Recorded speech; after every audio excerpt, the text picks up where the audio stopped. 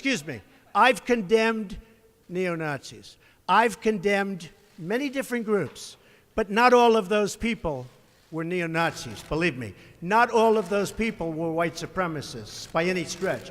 Those people were also there because they wanted to protest the taking down of a statue, Robert E. Lee. Yeah, it kind of seems like he condemned neo-Nazis again and all of those terrible white supremacists. So where was she getting that he didn't condemn everyone? I guess he didn't use the right semantics to condemn everyone again? This was pretty clear here. But what was extra clear is, like I said on my show last night, if you didn't watch it, you should go back and watch it. He's blaming everyone for the violence. The alt-left and the alt-right who showed up to fight with one another. And none of it's good. But wow, the media weren't ready for this alt-left drop. Are you putting what you're calling the alt-left and white supremacists on the same moral plane? I'm not putting anybody on a moral plane. What I'm saying is this. You had a group on one side and you had a group on the other, and they came at each other with clubs, and it was vicious, and it was horrible, and it was a horrible thing to watch. But there is another side. There was a group on this side, you can call them the left, or you've just called them the left, that came violently attacking the other group. So you can say what you want, but that's the way it is. So to translate there, in case you guys still don't get it, just like I said yesterday on my show, Donald Trump has denounced and disavowed all of the neo-Nazis and the white supremacists, but he's saying that everyone was wrong for showing up to fight with one another and everyone was violent. Still don't get it because the media don't. It's on both sides, sir. You said there was hatred, there was violence on both sides. Well, I do think there's blame. Yes, I think there's blame on both sides. You look at both sides. I think there's blame on both sides, and I have no doubt about it, and you don't have any doubt about it either. And if you reported it accurately, you would say. So he went after the alt-left, and he didn't just name them once. He kept talking about the violence that they caused, because let's face it, we saw him at Berkeley. It's called Antifa. We've seen him at Berkeley many times, and we've seen him in a few other places around the country trying to shut down free speech. Here we go. What about the alt-left that came charging at him? Excuse me. What about the alt-left that came charging at the, as you say, the alt-right? Do they have any semblance of guilt? This is Senator McCain's statement. Let me ask you this. What about the fact they came charging with clubs in their hands, swinging clubs? Do they have any problem? I think they do. So, as far as I'm concerned, that was a horrible, horrible day. Wait a minute. I'm not finished. I'm not finished, fake news.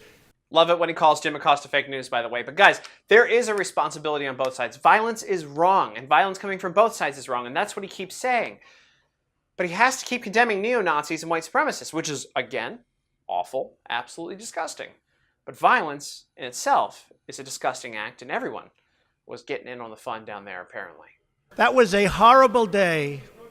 The same level as neo-Nazis. I will tell you something. I watched those very closely, much more closely than you people watched it. And you have, you had a group on one side that was bad, and you had a group on the other side that was also very violent. And nobody wants to say that, but I'll say it right now. You had a group on the other side that came charging in without a permit, and they were very, very violent. That's right. You see, both sides are wrong. White supremacists, extra disgusting, but both sides were violent. And they were both fighting with each other, and that's what the president has been condemning. We said that on the show last night. How about them apples? Anyway, the president didn't stop there, because he brought up an interesting point. You want to tear down Confederate statues now, which, listen, personally, I'll go ahead and say I kind of don't have a problem with it. They were the losing side. Sure, it's history. Put it in a museum. But I don't know that we should honor these folks that fought against the Union where we are today in a public place. So, you know what? Vote in referendums, vote for people who want to get rid of them, but don't tear them down in angry mobs. That being said, the president said this. What about George Washington and Thomas Jefferson? Where does it end? Because you know what? They owned slaves, so aren't they just as bad? This week it's Robert E. Lee. I noticed that Stonewall Jackson's coming down. I wonder, is it George Washington next week, and is it Thomas Jefferson the week after? You know, you really do have to ask yourself, where does it stop? So where does it stop? Put in the comment section right now in this. Where do you think it stops? Do you think it keeps going? Do you think they start tearing down like things like the Washington Monument? George Washington did own slaves. Thomas Jefferson owned tons of slaves. And slavery's wrong. And I have to say that over and over again.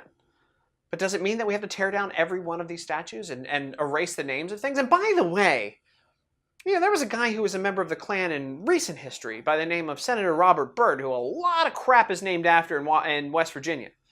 Nobody's renaming anything about that. Nobody seems to have a problem with that, probably because he's a Democrat. President keeps going. George Washington was a slave owner. Was George Washington a slave owner?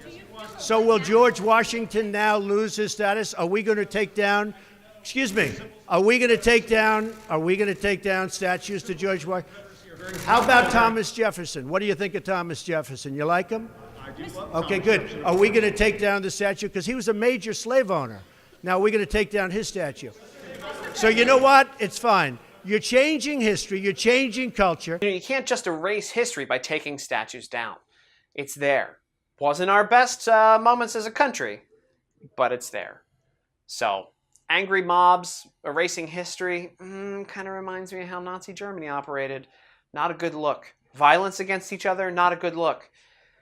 That's what the president's covering, but, if you're in the media, you don't think he's talking about it at all.